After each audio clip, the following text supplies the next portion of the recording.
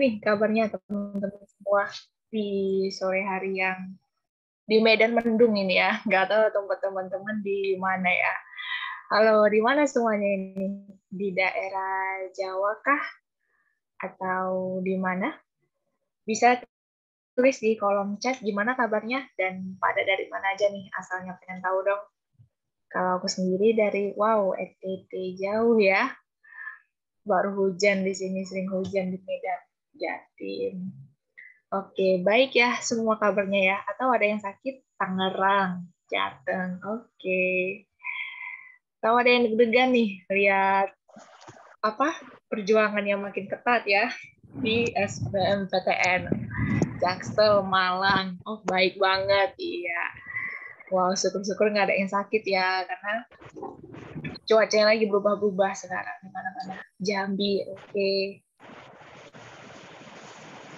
Oke, ada yang mau ngechat lagi kira-kira tolong di apa mute itu ya mic-nya. Ada yang bocor dari mic-nya, tolong di mute ya. Dari Kendari, oke. Ya, oke. Aku pengen tahu dong sejauh ini udah berarti udah berapa bulan gitu ya nyiapin SBMPTN. Gimana teman-teman belajarnya selama ini? Apakah masih makin semangat atau masih biasa aja cara belajarnya sejauh ini? Dari kelas 11. Wow, dari kelas 11 sudah nyiapin ya ternyata. Aku tuh dulu nyiapin SBMPTN setahun sih. Dari kelas 12 baru mulai. Oke, oke, nggak apa-apa. Iya, jarang belajar soalnya banyak PR. Wow, oh full ya. Full sekolahnya ya. Berarti sampai sore juga nih. Iya, sama dulu aku juga sampai sore. Tapi curi-curi waktu lah gitu kan untuk belajar SBM. Yang lainnya gimana nih? Udah mulai belajar tapi masih nggak konsisten. Iya, pelan-pelan aja. Yang penting time manajemennya bagus ya. Buat to-do list di mana, ditempel di dinding, materinya juga ditempel gitu ya, biar pas mau tidur keinget lagi, baca lagi gitu.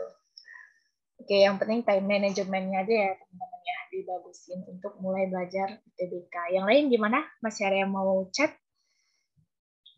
Sering ke distract sama game. Nah, iya.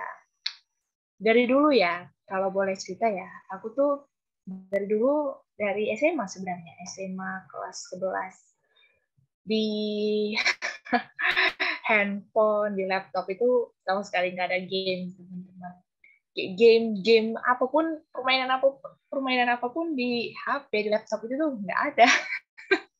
Jadi emang apa ya, HP itu isinya ya cuma untuk belajar, cuma untuk foto-foto. Jadi sama sekali nggak ada game.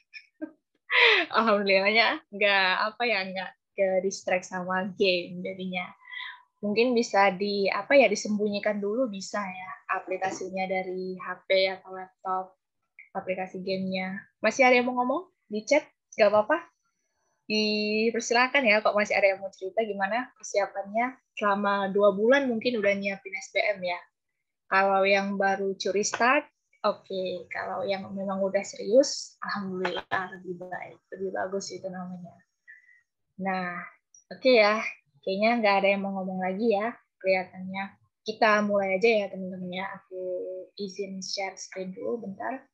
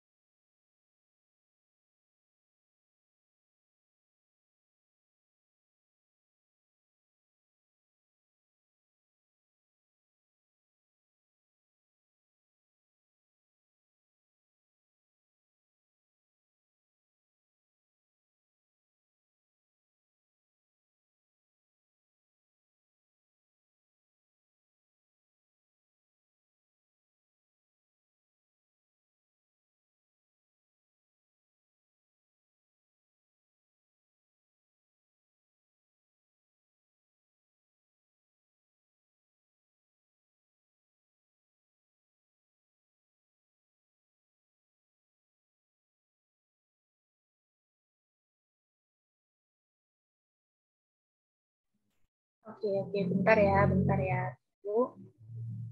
Kayaknya tadi ada trouble di laptopnya. Oke, udah bisa. Udah kelihatan kan teman-teman semua share screen-nya? Udah, Kak. Oke, udah ya. Iya, tadi ada trouble. Sorry ya. Ini jangan siapa yang dia nyoret-nyoret atau dari aku sendiri yang nyoret-nyoret ya. Karena tadi nge-lag soalnya. Oke, nah jadi sekarang kita belajar sosiologi mengenai materi konsep dasar ilmu sosiologi. Nah, sebenarnya materi ini cukup sering, tapi nggak terlalu sering keluar di UTBK officially nanti, di UTBK secara resminya nanti. Cukup sering, tapi nggak terlalu sering materi konsep dasar ilmu sosiologi itu keluar. Jadi emang dia walaupun cukup sering, harus kita bahas, harus kita pelajari juga gitu teman-teman. Nah nanti setelah kita belajar tentang materi konsep dasar ilmu sosiologi, akan ada 5 latihan soal untuk sama-sama kita kerjakan nantinya gitu ya. Oke, nanti akan ada 5 latihan soal. Oke, kita next ya. Nah, di sini ada definisi. Definisi atau pengertian dari ilmu sosiologi dulu nih. Kita pengen tahu dari yang basicnya itu apa sih? Sosiologi itu ilmu yang gimana sih gitu ya. Nah, kita mau tahu dulu nih. Sosiologi berasal dari 2 kata, yaitu socius berarti teman, ya bisa teman, bisa kawan, bisa sahabat dari bahasa Latin. Sedangkan logos berarti cerita dari bahasa Yunani. Logos juga bisa berarti ilmu atau pengetahuan gitu. Jadi sosius itu kan sosial ya, yang mana berkaitan sekali dengan masyarakat. Nah, sosiologi adalah ilmu yang mempelajari tentang masyarakat dan hal-hal yang terkait dalam kehidupan bermasyarakat. Sangat dekat sekali sosiologi ini dengan masyarakat, gitu ya. Apapun yang fenomena, peristiwa, kejadian yang terjadi dalam masyarakat, mau itu perubahan sosial, interaksi sosial, proses sosial, gitu ya. Apapun yang fenomena sosial yang terjadi dalam masyarakat itu akan dibahas dalam sosiologi gitu ya, karena emang ini ilmunya ilmu sosial. Nah, jangan dicoret-coret ya PPT-nya teman-teman ya. Oke. Nah, dalam mempelajari sosiologi mengarah pada Dasein. Dasein itu artinya yang sebenarnya terjadi, yang sebenarnya ada, yang sebenarnya kejadian, bukan pada dasolen yang seharusnya terjadi. Nah, oke. Aku kasih contoh ya, contoh dari Dasein dan Dasolen. Aku harap teman-teman mencatatnya ya. Contoh dari Dasein yang berarti yang sebenarnya terjadi atau yang senyatanya terjadi. Nah, biasanya gini. Dasein ini sering disebut dengan peristiwa alamiah. Peristiwa alamiah itu ya, peristiwa yang emang enggak dibuat-buat dia terjadinya. Ya udah emang terjadi aja, nggak ada dibuat-buat gitu. Nah, itu yang namanya dasein, yang senyatanya, yang sebenarnya kejadian gitu. Gimana dengan dasolen? Nah, dasolen itu perbedaan dari dasein tadi ya, dasolen itu yang seharusnya terjadi. Yang berarti dia itu dibuat-buat gitu ya. Dia bukan peristiwa alamiah kalau dasolen ini. Dia peristiwa normatif atau peristiwa hukum. Dia dibuat-buat gitu, nggak sebenarnya terjadi. Ini yang namanya dasolen. Nah, kenapa dasein dan dasolen itu bisa berkaitan gitu ya, bisa berhubungan? Karena suatu peristiwa alamiah nggak mungkin bisa berubah menjadi peristiwa yang normatif, menjadi peristiwa yang hukum. Peristiwa yang alami itu nggak mungkin dia bisa berubah jadi peristiwa hukum. Gitu juga sebaliknya. Peristiwa hukum itu nggak bisa juga dia berubah menjadi peristiwa yang alami. Ya, nah kalau dia bisa berubah, gitu ya, kalau dia bisa berubah sewaktu-waktu, maka di situ akan timbul masalah. Contoh ya, kita masuk ke contoh ya. Contoh dari das Sein yang sebenarnya terjadi dan das Sollen yang seharusnya terjadi. Nah, ini tolong dicatat ya teman-teman. Ini cukup penting, Nah, contohnya kita ambil kasus pemerkosaan ya. Kita ambil kasus pemerkosaan. Pelaku pemerkosaan gitu ya, si pemerkosa itu kan melanggar hukum. Udah jelas dia melanggar hukum gitu ya. Nah, kalimatnya itu begini. Sebenarnya atau senyatanya pelaku pemerkosaan melanggar hukum. Namun seharusnya dia tidak mudah dihukum. Seharusnya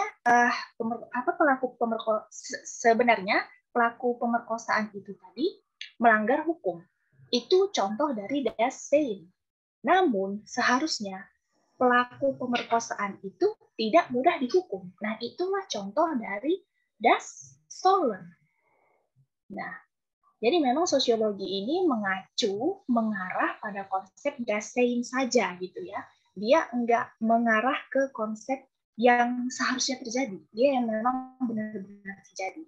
Contoh lagi dari das Sein dan das Sollen. Gini, kita balik ya. Das Sollen. Nah, seharusnya pelaku pemerkosaan itu dihukum. Nah, ada kata seharusnya di situ. Seharusnya pelaku pemerkosaan itu dihukum. Namun senyatanya, ya kan? Namun sebenarnya bukti yang ada tidak cukup kuat untuk membuat dia dihukum. Nah, itulah yang namanya das Sein. Seharusnya dia dihukum, itu das Sollen. Namun bukti yang ada, namun senyatanya atau sebenarnya bukti yang ada tidak cukup kuat untuk membuat dihukum. Itu namanya das Sein. Gitu, teman-teman. Nah, ini das Sein dan das Sollen ini sebenarnya banyak lagi contohnya ya. Kalau kita ketahui di jurnal, di internet gitu ya, ini banyak sekali contohnya. Apalagi nanti kalau teman-teman mau masuk hukum, nah ini pasti jumpa yang namanya das Sein dan das Sollen. Nggak usah masuk hukum, masuk kayak jurusan aku aja, kesejahteraan sosial. Nah, itu pasti bakal jumpa yang namanya matkul Sistem Hukum Indonesia, SHI. Biasa disebut dengan SHI. Jumpa nih yang namanya das Sein dan das Sollen gitu ya. Nah, nanti di kuliahan, di ilmu-ilmu yang terkait sama hukum, politik, sosial, pasti ketemu nih sama yang namanya das Sein dan das Sollen. Oke, kita lanjut. Ya, di sini ada ciri-ciri ilmu sosiologi. Ada 4 ya di sini ya, ada 4. Yang pertama empiris, teoretis, kumulatif, dan non-ektis. Nah, kita bahas satu-satu. Empiris adalah ilmu kenyataannya, ilmu yang benar-benar nyata, benar-benar terjadi, sesuatu yang benar-benar terjadi. Nah, inilah yang tadi yang disebut dengan das Sein. Dia benar-benar ada, benar-benar kejadian, benar-benar nggak dibuat-buat gitu. Nah, sosiologi percaya akan hal ini. Lalu yang kedua ada teoretis. Didapatkan dari hasil abstrak ya. Didapatkan dari hasil abstrak yang diperoleh dari hasil penelitian. Maksudnya apa? Gimana sih? Nah, nanti teman-teman di kuliah ya kan di tahun 2023 nanti udah jadi maba pasti ada mendapatkan tugas review jurnal. Nah, jurnal itu adalah termasuk dalam bentuk atau macam dari penelitian ya. Pasti ada tuh disuruh dosennya biasanya kalau anak fisip gitu ya. Anak fisip, anak FEB gitu ya, nggak jauh-jauh dari disuruh review jurnal gitu, apalagi anak ilkom, anak politik gitu ya, anak hukum bahkan FH pasti nggak jauh-jauh yang namanya dari jurnal. Nah, disuruh review jurnal. Nah, ketika teman-teman nanti udah dapat satu jurnal nih, satu jurnal yang cocok, satu jurnal yang tepat untuk direview gitu ya. Pasti di dalam jurnal itu paling awal pokoknya ya, pertamanya itu ada yang namanya abstrak.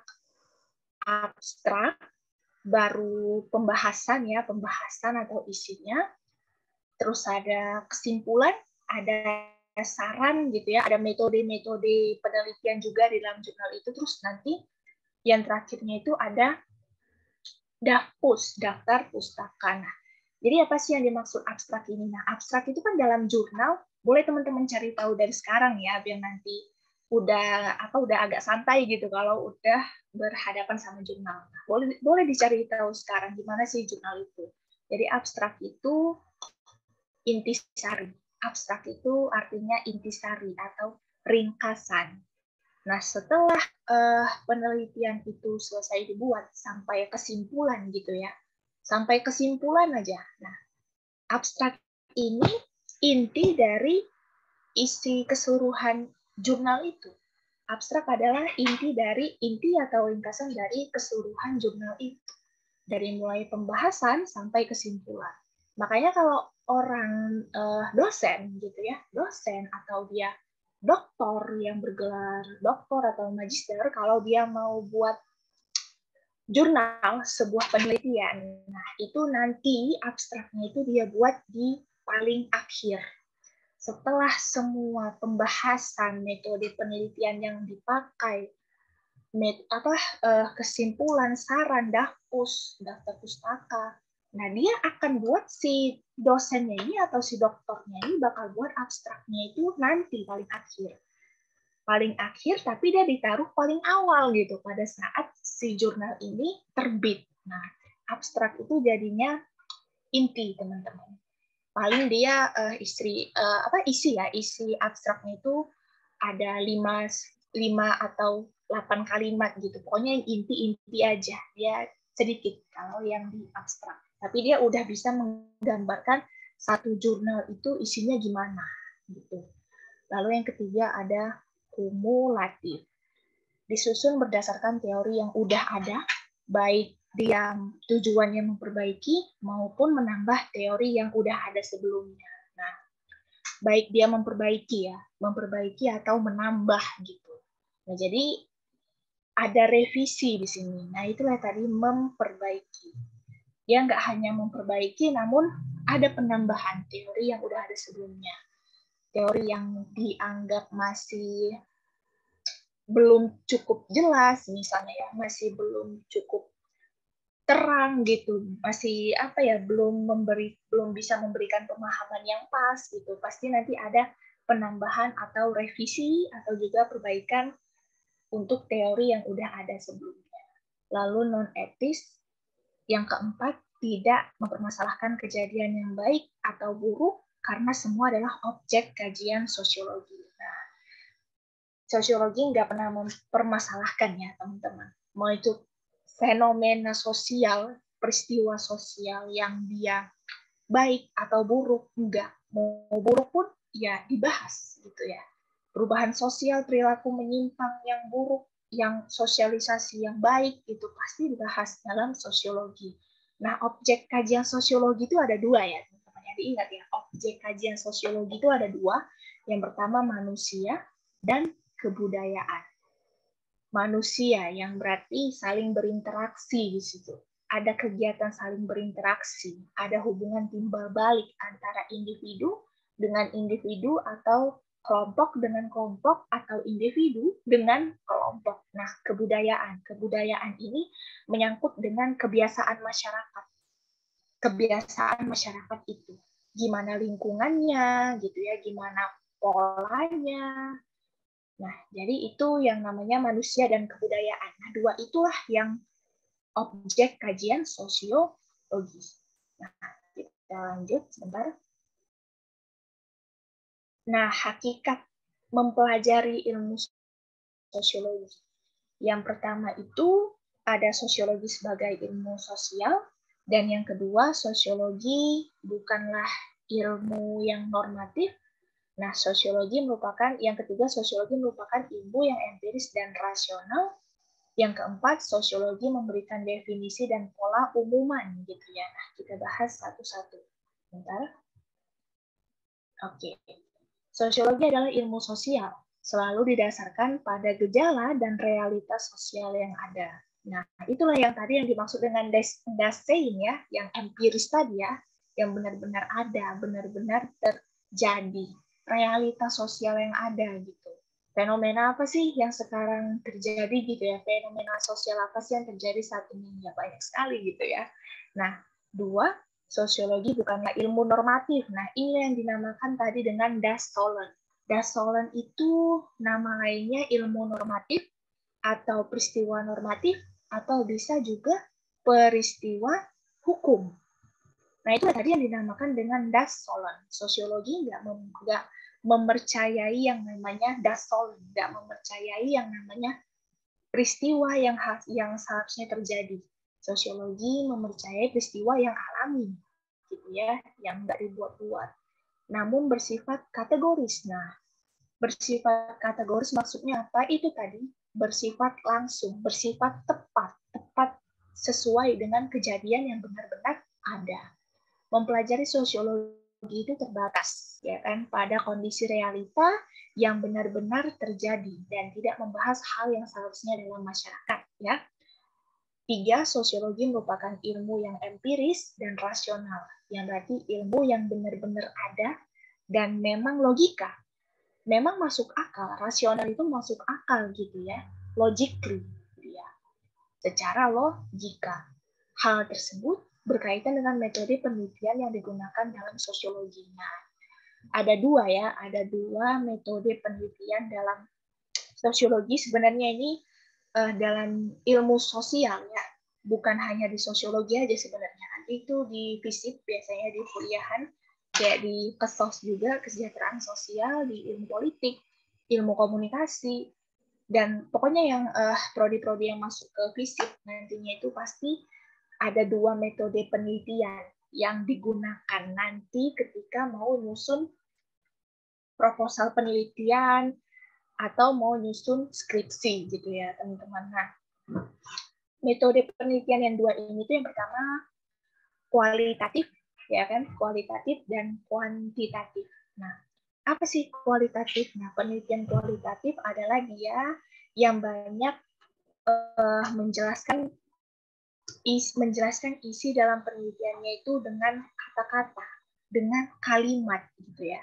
Sedangkan penelitian kuantitatif, metode penelitian kuantitatif adalah metode yang mana nantinya dalam penelitian itu banyak dijelaskan dengan angka-angka. Jadi kalau yang kuali tadi banyak menggunakan kata-kata, dia sukar dihitung dengan angka. Kalau yang dia kuali, kalau yang kuanti pasti menggunakan statistik gitu ya, angka-angka. Pokoknya berhubungan dengan angka-angka, statistik, SPSS. Nah, itu yang namanya kuantitatif. Terus yang keempat ada sosiologi memberikan definisi dan pola umuman. Karena norma terbentuk dari interaksi antar individu maupun kelompok masyarakat. Nah, norma adalah aturan ya, aturan yang harus ditaati atau dipatuhi oleh seluruh masyarakat. Nah, jika dilanggar, jika norma yang dibuat dilanggar gitu ya, maka akan terkena sanksi. Oke, izin oke ya, nggak apa-apa sama ya. Nah, maka akan terkena sanksi ya kalau emang si normanya ini dilanggar sama masyarakat tersebut. Oke, kita lanjut. Nah, cabang-cabang ilmu sosiologi. Nah, ini ada 4. Yang pertama adalah sosiologi pendidikan. Iya, sama-sama Salman. Yang kedua ada sosiologi pembangunan. Yang ketiga ada sosiologi gender. Yang keempat ada sosiologi politik. Nah, kita bahas satu-satu. Sosiologi pendidikan. Mempelajari sistem pendidikan. Lembaga pendidikan formal, lembaga pendidikan informal, dan lembaga pendidikan non-formal dalam masyarakat. Nah, ini gimana sih, Kak? Pengertian dan contohnya. Nah, lembaga formal adalah lembaga pendidikan formal adalah lembaga pendidikan yang kita jalani secara bertahap.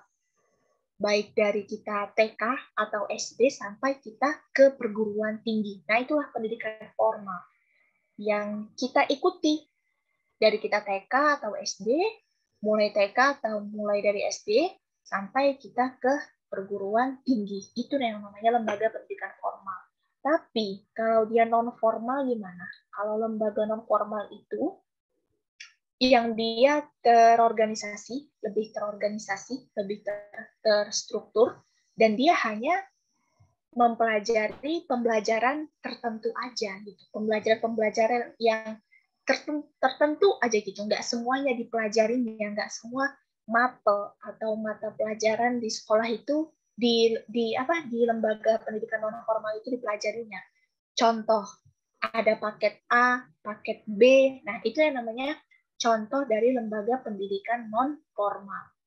Dia cuma terbatas, dia jadi sifatnya terbatas. Kalau yang non formal cuma mempelajari pembelajaran yang tertentu saja. Lalu gimana yang informal? Lembaga pendidikan informal adalah lembaga pendidikan yang contohnya kalau lembaga informal, pendidikan informal ini contohnya itu sosialisasi dalam keluarga. Informal adalah yang memang dia berkaitan dengan keluarga sendiri, dengan ayah, ibu gitu ya. Nah, ayah dan ibu memberikan sosialisasi kepada anak-anaknya sebagaimana sosialisasi dalam keluarga dengan baik sehingga anak-anaknya tersebut bisa mengerti tentang nilai dan norma yang ada dalam masyarakat hingga dia tumbuh dewasa. Jadi memang kalau dibilang lebih penting mana sih lembaga pendidikan formal, informal, atau non formal? Gitu ya. Tiga-tiganya penting sebenarnya. Tiga-tiganya penting. Lembaga informal juga kan kayak sosialisasi dalam keluarga, kalau keluarganya nggak ada sosialisasi yang baik, di dalamnya bakal jadi kacau juga gitu kan. Jadi ketiga ini baik, lembaga pendidikan formal, informal, non formal, ketiga ini baik, sama-sama bagus. Lalu sosiologi pembangunan yang kedua, mempelajari interaksi dalam bentuk perubahan sosial akibat pembangunan yang terencana dalam kebijakan pemerintah. Nah, biasanya kalau dia yang menyangkut tentang perencanaan sosial gitu ya, menyangkut tentang pembangunan sosial, ini lebih kompleks. Sosiologi pembangunan ini tuh lebih rumit sebenarnya kalau kita pelajari, lebih kompleks. Ada perubahan sosial di situ. Berarti ada perubahan sosial yang bersifat positif atau negatif. Nah, biasanya yang paling banyak negatif gitu ya perubahan sosialnya akibat pembangunan yang terencana dalam kebijakan pemerintah. Jadi begitu ada perubahan sosial, barulah di situ si social planner, si perencana sosial, bisa aja dia bekerja sama dengan sosiolog, dengan ahli sosiologi untuk membuat kebijakan. Dan nanti kebijakan ini akan dibicarakan lebih lanjut, akan ditindaklanjuti lebih lanjut ke pemerintah. Gitu, teman-teman. Lalu yang ketiga ada sosiologi gender, mempelajari peran antara laki-laki dan perempuan yang dibentuk atas dasar konstruksi sosial, bukan dari ciri-ciri fisik ya. Nah, bukan dari ciri-ciri fisik gitu ya. Oke, izin catat di komen. Oke, nggak apa-apa ya. Nah, jadi gini, gender adalah gender itu gini, perbedaan peran ya. Perbedaan peran antara laki-laki dan perempuan gitu. Sebenarnya di dalam konteks gender ya, teman-teman, gender ini melihat adanya kesamaan. Ada kesamaan hak dan kewajiban antara laki-laki dan perempuan. Iya, gender itu artinya perbedaan peran antara laki-laki dan perempuan. Namun gender memandang adanya hak dan kesamaan antara laki-laki dan adanya kesamaan hak dan kewajiban antara laki-laki dan perempuan. Contoh ya, perempuan juga bisa jadi manajer gitu kan, manajer di satu kantor, di satu perusahaan. Sama kayak laki-laki bisa jadi manajer juga. Perempuan bisa jadi capsek, bisa jadi dosen, bisa jadi rektor juga ya kan. Nah, sama kayak laki-laki. Nah, itu yang namanya hak. Itu yang namanya hak perempuan. Jadi sama, setara gitu ya. Nah, perempuan juga bisa mendapatkan penghasilan yang setara, penghasilan yang sama, pendapatan yang sama gitu ya, juga bisa menghasilkan gaji yang sama, mendapatkan gaji yang sama dengan laki-laki. Jadi memang gender itu memandang adanya kesamaan antara hak dan kewajiban laki-laki dan perempuan. Dia nggak berdasarkan ciri-ciri fisik ya teman-teman. Gender itu bukan ciri-ciri fisik, dia bukan apa ciri-ciri fisik kayak kulit, hidung, mulut, mata, enggak. Tapi dia perbedaan peran antara laki-laki dan perempuan. Dan dia memandang ada kesamaan hak dan kewajiban antara laki-laki dan perempuan. Lalu yang keempat, sosiologi politik. Mempelajari tentang kekuasaan, ya kan? Kekuasaan dan pemerintahan dalam kehidupan masyarakat. Kekuasaan dan pemerintahan. Politik pasti nggak jauh-jauh dari yang namanya kekuasaan dan kedudukan. Nah, gitu ya. Orang-orang dalam politik itu pasti nggak jauh-jauh tuh sama yang namanya pemerintah. Nggak jauh-jauh yang namanya kedudukan, kekuasaan, pemerintahan. Nah, itulah yang namanya politik. Kita lanjut ya. Satu pembahasan lagi. Nah, benefit ya. Benefit atau manfaat mempelajari, dan kita mau tahu nih kegunaan atau fungsi dari ilmu sosiologi. Sosiologi itu menjelaskan fenomena sosial yang terjadi dalam masyarakat. Ya kan? Yang memang disusun berdasarkan hasil penelitian. Nah, itulah tadi yang hasil penelitian jurnal, misalnya kayak jurnal. Nah, dia jurnal atau skripsi atau tesis gitu ya, atau mungkin disertasi. Tesis itu untuk S2 ya, untuk magister strata 2 gitu ya, untuk S2, sedangkan disertasi untuk S3 teman-teman. Jadi juga jurnal dia berdasarkan hasil penelitian, dia mau skripsi juga, mau tesis, mau disertasi gitu ya. Nah, emang benar-benar berdasarkan hasil penelitian, fenomena yang terjadi, diangkatlah. Yang tadinya jurnal, diangkat penelitiannya, gitu kan? Maka dia membahas benar-benar yang terjadi.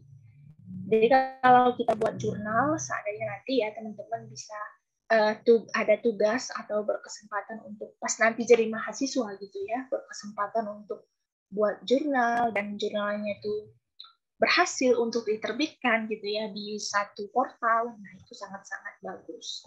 Tapi pun isinya harus yang memang dia, kalau yang dalam lingkup sosial, ambil fenomena yang memang ada, yang memang terjadi. Jangan dibuat-buat gitu ya. Nah, lalu kemudian dari hasil penelitian itu, sosiologi dapat menjadi ilmu praktis, menjadi ilmu terapan, atau applied science. Nah, ternyata sosiologi dia ilmu praktis, ilmu terapan, applied science. Sama kayak di tempat aku, kesos juga ilmu terapan gitu ya, ilmu yang emang dipraktikkan nantinya setelah tamat dari S1 Kesejahteraan Sosial, akan menjadi peksos, pekerja sosial, yang mana nantinya kita juga sebagai peksos harus bisa menangani masyarakat, harus bisa melakukan metode, harus bisa melakukan intervensi gitu ya, terjun ke lapangan. Nah, jadi memang dia ilmu terapan juga kalau yang sosiologi ini.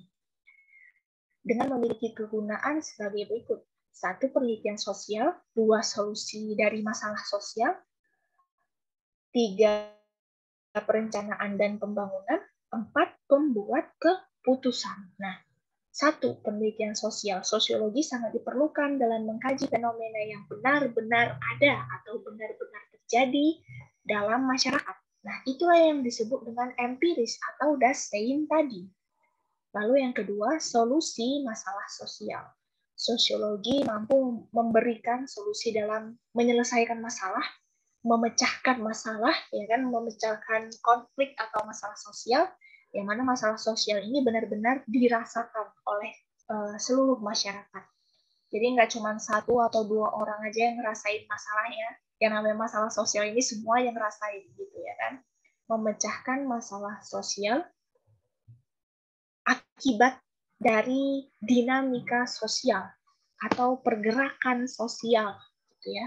Nah, nanti di kuliah akan belajar, kalau teman-teman ngambil yang ini ya, ngambil yang memang rumpun fisik ya, ngambil yang rumpun fisik, dinamika sosial atau pergerakan sosial ini pasti akan dibahas lagi gitu. Yang ketiga, perencanaan dan pembangunan sosial. Sosiologi dapat membantu perencanaan dan pembangunan sosial. Nah, biasanya perencanaan sosial itu ya, social planning atau social planner. Perencana sosial juga itu nggak jauh-jauh dari yang namanya pembangunan sosial. Semua kebijakan, semua keputusan pasti nggak jauh-jauh dari pembangunan sosial. Nah, nanti setelah materi ini diisi ya feedback tutornya ya. Diisi juga feedback untuk amatorisnya yang udah dibagikan di chat box. Oke, kita lanjut ke 4, pembuat keputusan. Nah, pemerintah meminta bantuan atau pertolongan dari ahli sosiologi untuk melakukan penelitian sosial agar setiap kebijakan pemerintah bisa sejalur atau bisa sejalan dengan keinginan atau kemauan masyarakat. Nah, jadi memang nggak asal aja sebenarnya ya, pemerintah itu seharusnya nggak asal aja sih sebenarnya. Dia harus minta bantuan ahlinya gitu ya, harus minta bantuan ahlinya juga gitu sebaiknya. Harus minta pertolongan ahli sosial kayak sosiolog, taksos, politikus gitu kan, atau yang memang ahli hukum gitu untuk melakukan penelitian, untuk dikaji dulu dia penelitian sosial agar setiap kebijakan pemerintah itu nantinya bisa sejalur dengan apa yang diharapkan oleh masyarakat. Nah, ini jangan lupa diisi feedback-nya ya untuk tutor dan amatoris. Nah, oke, sampai sini ada pertanyaan. Boleh pertanyaannya ditulis di kolom chat ya. Atau mau bilang unmute, mau dihidupkan mic-nya juga nggak apa-apa kalau ada pertanyaan ya, teman-teman. Oke, jangan malu-malu ya. Ini soalnya karena ini materinya cukup yang emang krusial, cukup penting, cukup sering keluar dalam UTBK official nanti. Ya, ada yang mau ditanyakan sebelum kita lanjut ke Latsol? Ditunggu sampai jam berapa ya? Kalau ada pertanyaan silakan ya, ditunggu pertanyaannya itu sampai jam 17.015 ya teman-teman ya. Kalau ada pertanyaan dari materinya, ada yang bingung bisa langsung ditanyakan. Atau mungkin bingung yang di bagian Dasein dan Dasolen, ada yang bingung di situ? Dasein dan Dasolen, ada yang bingung kah? Oke, udah paham ya.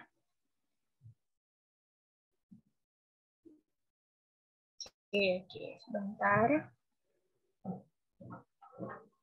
Yang intinya gini, kalau Dasein yang emang benar-benar terjadi gitu ya. Dasein itu benar-benar terjadi, benar-benar ada. Kalau Dasolen tadi dia yang seharusnya, yang emang dibuat-buat gitu kejadiannya. Sosiologi hanya mempercayai Dasein. Oh, tunggu ya, bentar ya. Oke, jadi teman-temannya aman ya. Tunggu, boleh review lagi yang poin A, B, C. Oh iya, nggak apa-apa. Iya, izin Riva, iya. Oke, nggak apa-apa. Oke, sebentar. Telat pas masuk poin D. Oh, poin D. A, B, C. Nah, sebentar ya. Ini siapa nih, Sambo? Bukannya emang udah ditahan ya? Oke, bentar ya, teman-temannya. Oke, ini singkat aja ya, paling ya. Ini singkat aja ya. Siapa tadi yang nanya? Kue rangi, oke. Oke, Sambo ini seharusnya ditahan ini, kok bisa di sini ya. Oke. Nah, poin A, B, C. Tadi yang C sampai di mana ya? Oh, sampai hakikat ya. Hakikat ilmu sosiologi. Nah, oke, bentar ya teman-teman ya. Ya. Jadi sosiologi ya, kita ketahui lagi di sini definisi atau pengertian dari sosiologi. Nah, sosiologi itu kan sosio ya. Sosius yang berarti teman, kawan atau sahabat juga bisa gitu ya. Dari bahasa Latin, sosius itu dari bahasa Latin, dan logos dari bahasa Yunani, berarti cerita, atau ilmu, atau pengetahuan. Nah, Sosiologi merupakan ilmu yang mempelajari tentang masyarakat dan hal-hal yang berhubungan dalam kehidupan masyarakat. Jadi semua yang terjadi, fenomena sosial yang terjadi, peristiwa sosial yang terjadi, itu dikaji, dibahas dalam sosiologi. Nah, dalam mempelajari sosiologi juga mengarah pada konsep das Sein dan das Tollen. Hanya mengarah pada konsep das Sein yang sebenarnya terjadi, bukan pada konsep das Sollen yang seharusnya terjadi, gitu ya. Oke, jadi contoh ya, ini contoh ya, singkat aja contoh dari das Sein tadi. Kita ambil kasus pemerkosaan. Pelaku gini, sebenarnya pelaku pemerkosaan itu udah pasti melanggar hukum. Dia udah jelas melanggar hukum. Sebenarnya pelaku pemerkosaan melanggar hukum. Itu contoh dari das Sein. Namun seharusnya dia tidak dihukum semudah itu gitu. Tidak mudah dihukum. Nah, itulah contoh dari das Sollen. Nah, seharusnya contoh lagi ya, seharusnya dia itu dihukum. Seharusnya si pelaku pemerkosaan itu dihukum. Nah, itu contoh dari das Sollen. Namun bukti yang ada, namun senyatanya atau yang sebenarnya bukti yang ada tidak cukup kuat untuk membuat dia dihukum. Nah, lanjut ya ke poin B. Nah, ada ciri-ciri ilmu sosiologi di sini ada 4, empiris, teoretis, kumulatif, non-etis. Nah, empiris, ilmu kenyataan, yang memang fenomenanya benar-benar ada, benar-benar terjadi. Ini yang tadi konsep dari das Sein. Teoretis, didapatkan dari hasil abstrak. Nah, didapatkan dari hasil abstrak. Abstrak itu apa? Abstrak itu inti dari si penelitian. Contoh inti dari jurnal. Nah, kalau teman-teman nanti download jurnal, paling awal pertama kali itu jumpa yang namanya abstrak. Abstrak itu inti dari keseluruhan jurnal itu. Pembahasan metodenya, kesimpulannya apa, itu akan dirangkum di abstrak. Kumulatif, disusun berdasarkan teori yang sudah ada. Baik tujuannya memperbaiki maupun menambah teori yang udah ada sebelumnya. Jadi teori yang udah ada sebelumnya jika dirasa kurang pas, kurang cocok gitu ya, kurang tepat, nah, maka dia direvisi, diperbaiki, ditambah gitu. Lalu yang non etis keempat, sosiologi itu tidak mempersoalkan, tidak mempermasalahkan kejadian atau fenomena sosial yang terjadi, baik itu peristiwa yang baik atau peristiwa yang buruk, karena semuanya merupakan objek kajian sosiologi. Objek kajian sosiologi itu ada 2 ya, yang tadi ada manusia dan kebudayaan. Nah, kita masuk ke hakikat ilmu sosiologi. Apa itu? Sosiologi adalah ilmu sosial, selalu didasarkan pada gejala dan realitas sosial yang ada. Benar-benar empiris, benar-benar das Sein. Sosiologi yang kedua bukan ilmu normatif. Maksudnya bukan ilmu yang hukum gitu ya, bukan yang das Sollen gitu. Emang dia peristiwa yang alamiah, namun bersifat kategoris, bersifat yang tepat, bersifat yang langsung, yang benar-benar ada. Mempelajari sosiologi itu terbatas pada kondisi realitas sosial yang ada, realitas sosial yang benar-benar terjadi, dan tidak membahas hal yang seharusnya dalam masyarakat. 3, sosiologi merupakan ilmu empiris ya, ilmu yang benar-benar ada, yang benar-benar nyata dan rasional, logika, logically, masuk akal gitu lah. Nah, itu yang namanya rasional. Hal tersebut berkaitan dengan metode penelitian yang digunakan dalam sosiologi. Nah, metode penelitian tadi ada 2, ada kualitatif, ada kuantitatif. Kuali yang dia dijelaskan menggunakan kata-kata atau kalimat, tapi kalau yang kuanti dia menggunakan angka. 4, sosiologi memberikan definisi dan pola umuman karena norma terbentuk dari interaksi antar individu maupun kelompok masyarakat. Nah, memberikan definisi, memberikan pengertian. dan pola umuman. Norma itu peraturan ya, aturan atau peraturan yang dibentuk yang memang harus ditaati, dipatuhi, dan jika dilanggar akan diberikan sanksi. Nah, oke, itu ya teman-teman. Ya, semoga bisa dipahami ya yang tadi ya. Nah, kita lanjut aja ke latihan soal gimana? Ya, lanjut Kak. Oke, lanjut ya. Sebentar.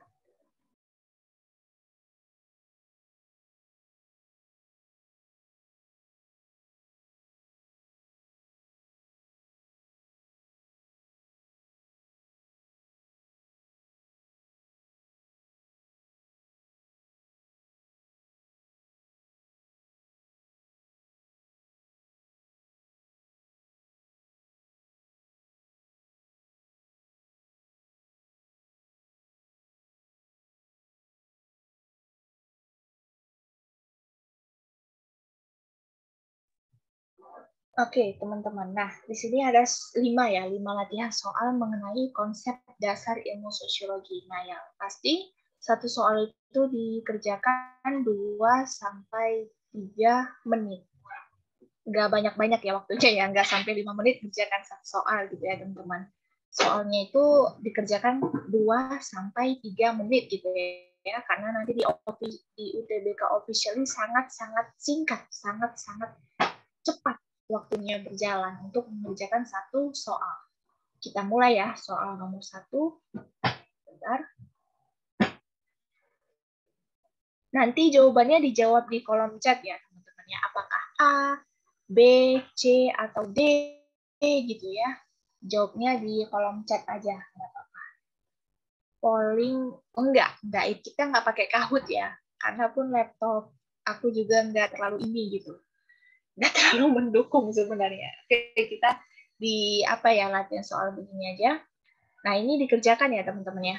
2-3 menit. Wow, udah banyak yang jawab A. A itu apa? Penelitian sosial. Oke, kita lihat dulu soalnya sebentar. Udah banyak pada yang jawab A. Sosiologi digunakan dalam mengkaji fenomena-fenomena sosial yang terjadi di masyarakat agar bisa dijelaskan secara empiris. Uraian tersebut menunjukkan bahwa sosiologi memiliki fungsi dalam A. Penelitian sosial. Kita lihat ya. Kita lihat sebentar. Sebentar. Oke, iya benar. Penelitian sosial ya kita bahas. Sosiologi memiliki beberapa fungsi, diantaranya berperan dalam penelitian sosial, perencanaan pembangunan, pengambilan keputusan, dan resolusi ya, solusi dari mengatasi masalah sosial yang tadi. Berperan dalam penelitian sosial untuk mempelajari berbagai macam fenomena sosial yang ada yang terjadi. Sosiologi berperan dalam perencanaan pembangunan agar terwujud masyarakat yang sejahtera melalui pendekatan agar sesuai dengan apa yang dimau ya, apa yang keinginan masyarakat itu. Sosiologi berperan dalam mengambil keputusan sebagai realisasi hasil penelitian sosial. Sosiologi membantu dalam mengatasi masalah sosial. Oke. Kita lanjut ke soal nomor 2 ya. Kita lanjut ke soal nomor 2. Ya, ini ini tadi spekulatif, jelas-jelas nggak ada ya. Ciri-ciri sosiologi itu tadi jelas-jelas nggak ada tuh yang namanya spekulatif. Sosiologi merupakan ilmu pengetahuan yang berdasarkan observasi dan logika. Observasi dan logika. Observasi itu pengamatan ya teman-teman ya. Observasi itu mengamati fenomena sosial yang sedang terjadi. Oke, pada jawab D. D teoretis. Ya, kita lihat ya. Ada yang mau jawab lagi? Silakan di kolom chat. D ya. Spekulatif jelas nggak ada ya tadi. Nah, kita lihat. Sebentar. C jawabannya teman-teman. Jawabannya itu C. Gini ya. Kita bahas yang keempatnya. Iya, jawabannya empiris. Jawabannya C. Ciri-ciri sosiologi antara lain empiris yang berdasarkan atas observasi dan logika ya, yang tadi memang benar-benar fenomena sosialnya itu benar-benar terjadi, benar-benar ada, nggak dibuat-buat, ya kan, berdasarkan hasil penelitian juga. Nah, yang kedua tadi sosiologi berusaha membuat kesimpulan dari hasil observasi, maksudnya membuat abstrak tadi ya, bukan kesimpulan ini bahasanya, membuat abstrak dari hasil penelitian tadi gitu. Dari hasil jurnal itu dibuatlah abstrak. Intinya itu apa gitu. Lalu kumulatif, teori-teori sosiologi dibentuk atas dasar teori-teori yang udah ada sebelumnya untuk diperluas atau diperdalam, baik memperbaiki maupun menambah teori yang udah ada sebelumnya. Non-etis, sosiologi tidak mempersoalkan atau tidak mempermasalahkan baik buruknya suatu fakta atau suatu kejadian. Nah, kita lanjut ke soal nomor 3.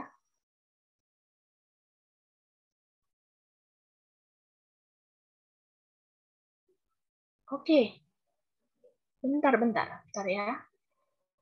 Mana nih soal nomor 3? Oke, kayaknya bentar ya. Oke, kita lewatkan aja ya.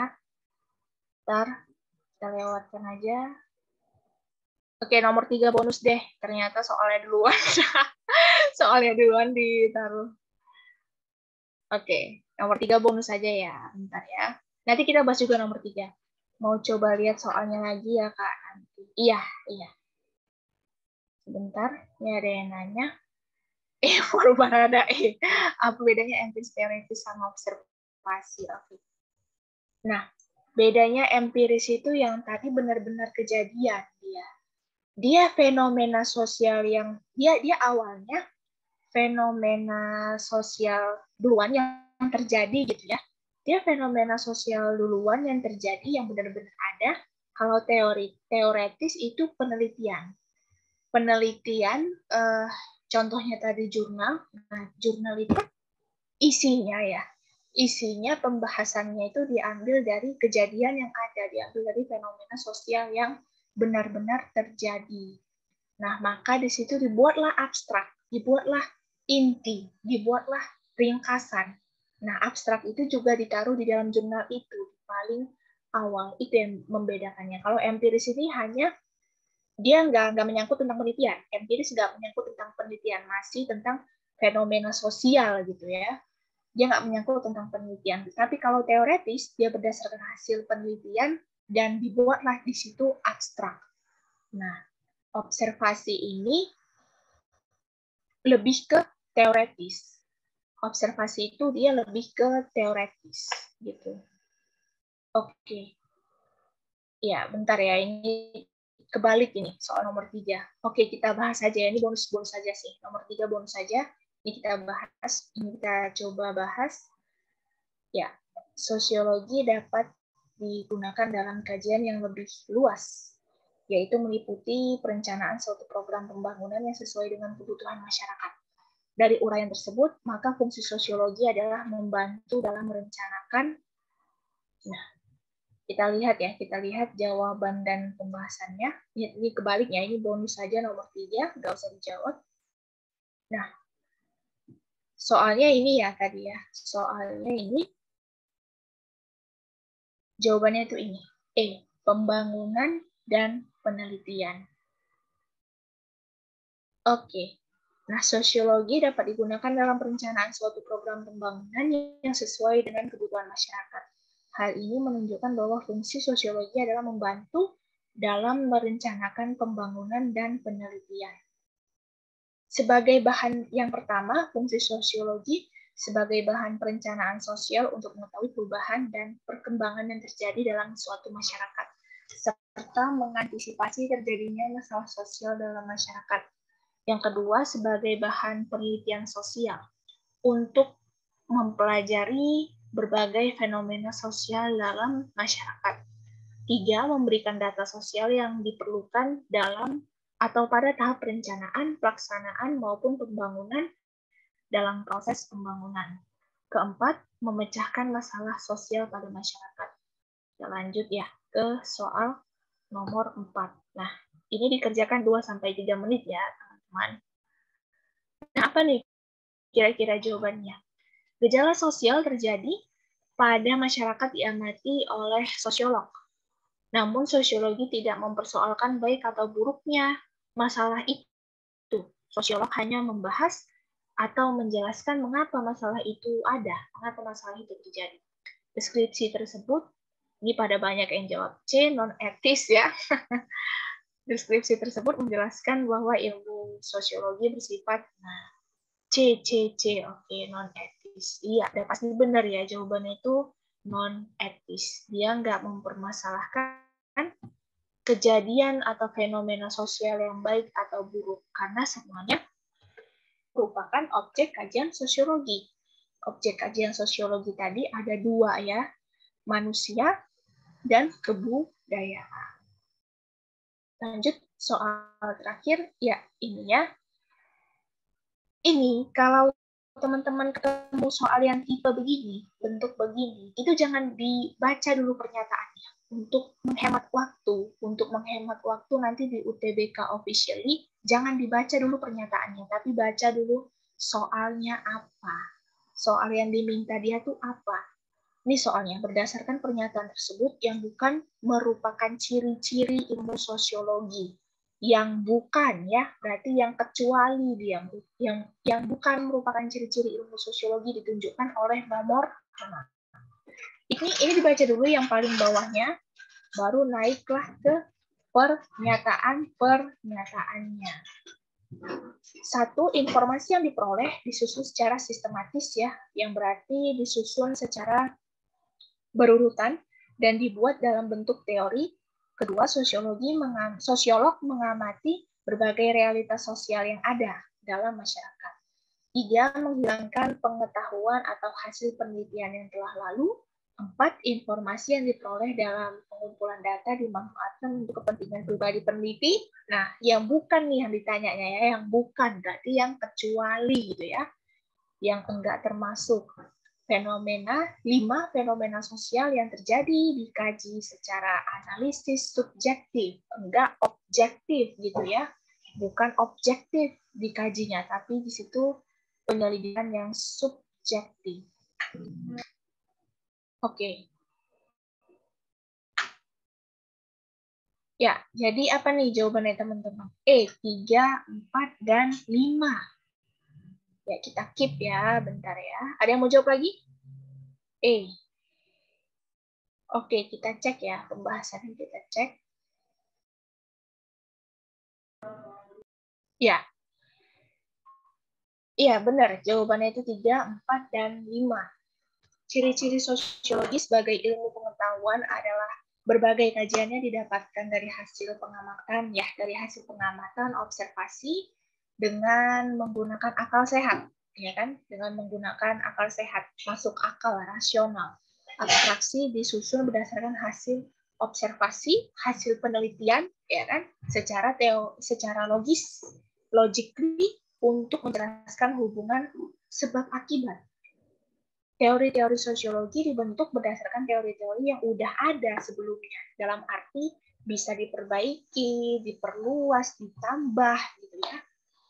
Dan tidak mempermasalahkan baik buruknya suatu kejadian atau fakta. Tetapi untuk menjelaskan fakta-fakta secara analitis, ya kan, secara logik. Pernyataan yang tidak sesuai ya, yang bukan, yang kecuali dengan ciri-ciri sosiologi ditunjukkan oleh nomor 3, 4, dan 5. Nah, gitu ya. Tadi ada yang mau lihat soalnya yang nomor 2. Ya, tadi siapa yang mau lihat soal nomor 2? Nah, ini ya, soal nomor 2 ya. Nah, ini di screenshot dulu. Tadi ada yang mau lihat soal nomor 2. Bentar. Jangan lupa diisi feedback tutornya ya, di chat box feedback tutor dan amatorisnya.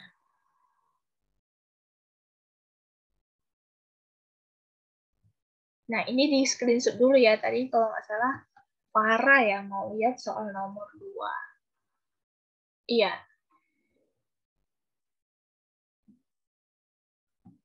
Nah, ini jawaban soal nomor 2. Bentar.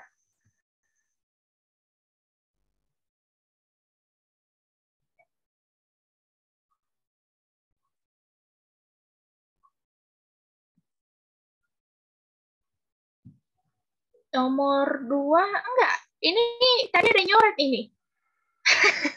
Ini tadi yang nyoret di nomor 5 ini ya. Siapa tadi ini yang nyoret?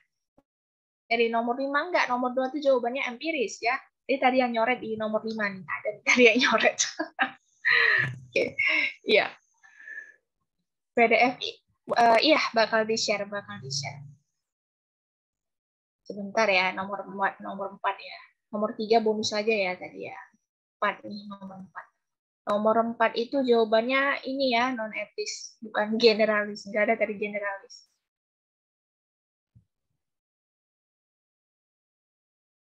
Bakal dipublish amatoris ya, linknya itu bakal dipublish amatoris di ini, bio IG.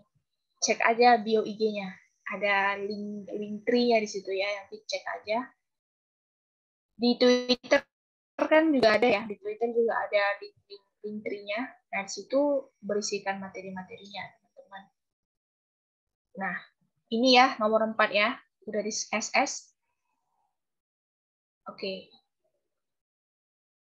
Oke, ini jawabannya ya. Non-etis. Iya. Oke, jangan lupa stop sharing ya. Nah, jangan lupa diisi. Ini tadi feedback tutor dan amatorisnya. Ya, semoga lancar-lancar persiapan UTBK-nya 2023 untuk tahun 2023. Sehat-sehat semua, jaga kesehatan. Banyak istirahat karena cuacanya lagi nggak baik, ya kan? Sering hujan. Jadi terima kasih banyak yang udah join kelasnya, yang ikut hadir. Semoga materinya bisa benar-benar nyerap nih, bisa benar-benar dipahami sama teman-teman semua. Oke, terima kasih banyak teman-teman. Ya, sama-sama.